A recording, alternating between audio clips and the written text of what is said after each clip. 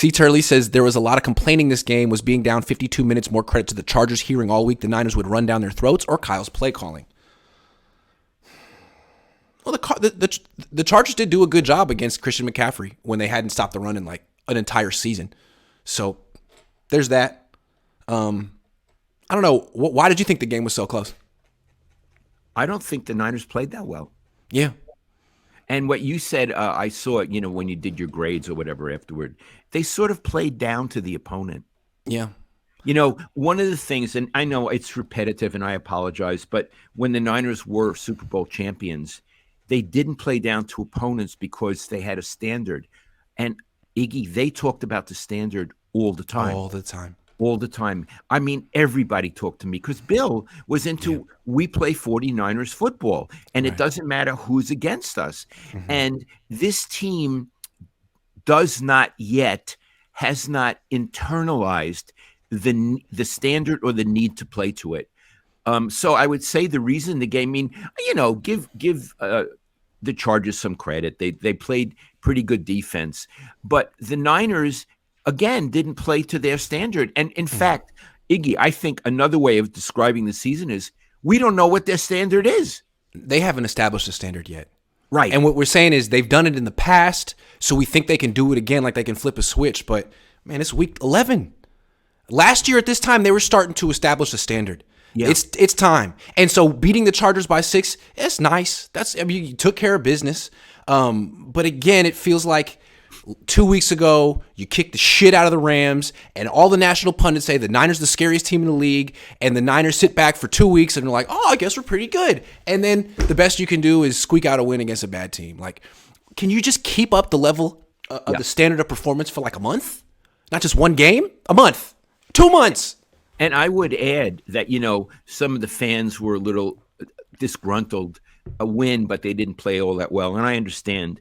I would say when they were a Super Bowl team, if Steve Young, if you would talk to him privately, he'd say, we won, but I wasn't pleased with the performance. There you go. And it would come from the veterans on the team saying, we have to do better.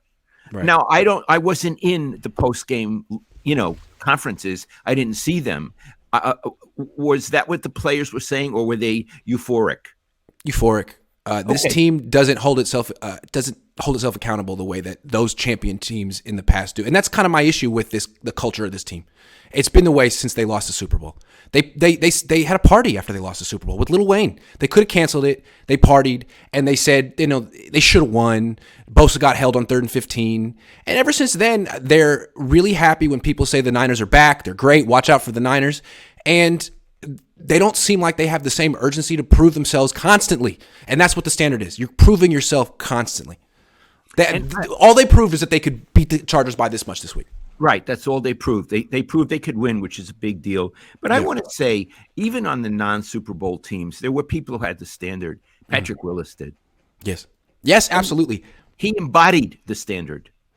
And what's crazy about this team is the people who should be embodying the standard are the highest paid players. Trent Williams, Deebo Samuel. Deebo isn't embodying the standard. He was better last year. This year, he's still rounding into shape. Kittle, that's another guy. Like, the guys who embody the standard are the guys who haven't gotten paid yet. That's Ayuk, right. Mitchell, Jennings. And that's a problem. The culture should be the vets upholding the standard. Kyle upholding the standard. But Kyle never makes a mistake. It's never his fault. And so the veterans that make more money than him can have the same attitude. It's not my fault. And so the guys who actually have to prove it weekly are the unsung heroes. I'll tell you someone else who upholds the standard. Jimmy Ward. Yes, he does. Yes, he does. He absolutely understands. Now, he was hurt, and they have him playing out of position. Yes, but he does. He upholds the standard. Yes, Another one from the recent past, Navarro Bowman. He upheld the standard. I want to say I think Fred Warner does too. Oh, I agree. You know what? Fred Warner does too. He is the standard. Yes, he is. Now, Nick Bosa does, but again, Nick Bosa hasn't gotten paid yet. He's young. He hasn't gotten paid yet. So I'm not saying he won't when he does get paid, but he's got extra motivation. And in football, that's a good thing. Really, in life. I don't think Jed understands that. I don't know what Jed understands. Yeah. One day we'll have to do a psychological analysis of Jed. What Jed understands. That'll be Yeah, but wait a minute. Sure. We're noticing that we say the players on the current team who know the standard and uphold it, and we're mostly naming defensive players. That's right. Trent Williams isn't having his best year. I mean, he seems to be tipping plays sometimes. Christian McCaffrey's been on the team for 2 minutes. Deebo Samuel not upholding the standard. Kittle was invisible in this game. Maybe not his fault. But yeah, where's the standard? Jimmy is upholding the standard this year. That's what I was going to say. God love Jimmy. Jimmy. Yeah. He is. Are we going to talk about more of him a little more he's next. later? He's next. Okay. But I want to say about Kittle. Kittle used to be the standard. Yep. That's what was so attractive. What was attractive about him was he was a hard-nosed player, and he seemed to have fun with the whole experience, talking to the media and all that. Now he just seems to be a show for the media, and he's almost an afterthought. And now it may not be his fault, or it may be that he doesn't get open as much as he used to. But I would not point to him as a guy who upholds the standard, but I would point to Ayuk. Yes. Absolutely. Ayuk more so than Deebo or Kittle at this point. At this point, yeah. All right, let's take some more questions, then we'll get back to our topic. Steve M says, Jawan was a steal, looks big enough to play tight end. Yeah, he's tough to bring down. That's another guy that you can't just bring down on the first hit. Mikey says, if it continues, Aaron Banks, number one lineman, unsung. He's another unsung hero. That left guard, he didn't play last year. He hasn't given up a sack yet this year, and they can really run well off the left side. Yeah, I'd like Aaron to say something about him. We used to be very skeptical of him because they didn't. You said you'd see him walking around with his suitcase on the road, but he was there, but he never played. And look, maybe they knew what they were doing with him, but it turns out he's a very good player. So yes, another of our unsung heroes, and all the best to you, Aaron. Yeah, I don't know if they can develop a quarterback on this team, but they can develop a guard.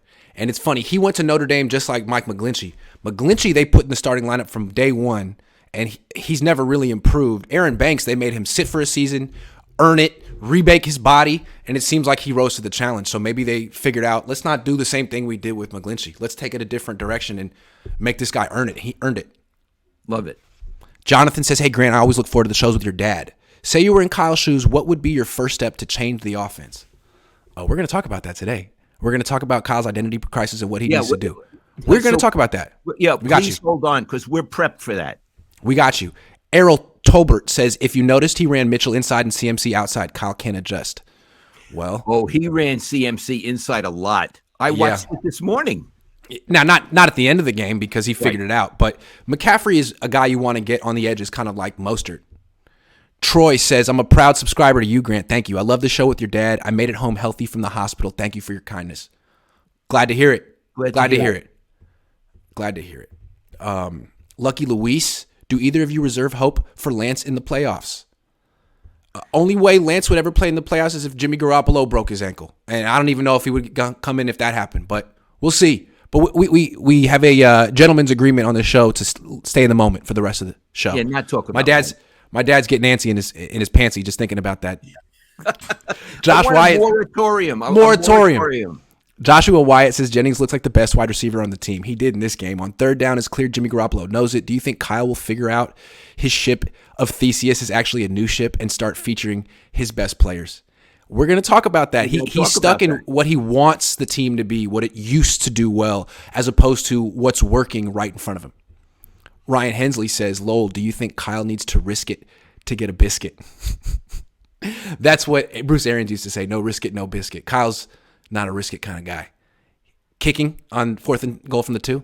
Hi, Ryan. I really enjoy your work with Grant. Rajbir Samra says, no NFC team has differentiated itself from others. Eagles D was mediocre. NFC Championship can be anybody's. It's true. I agree. I always thought the Eagles were sort of puffed up. I always did. And then to lose to the Commanders. Hey, listen, Iggy, I understand wanting to change your name from the Redskins. I keep almost saying it. Yeah. Where did they get Commanders? It's the worst name they could have ever picked. It's the most Guardians, except for Guardians. Well, Guardians is bad too. Yeah, but the Commanders, they could have called them the Washington Senators. Yeah, I actually like the Washington football team. There was something kind of cool about that. That would have been cool. That's what their name was for a year, the Washington football team. I think that's cool. And then they ruined it. The Commander.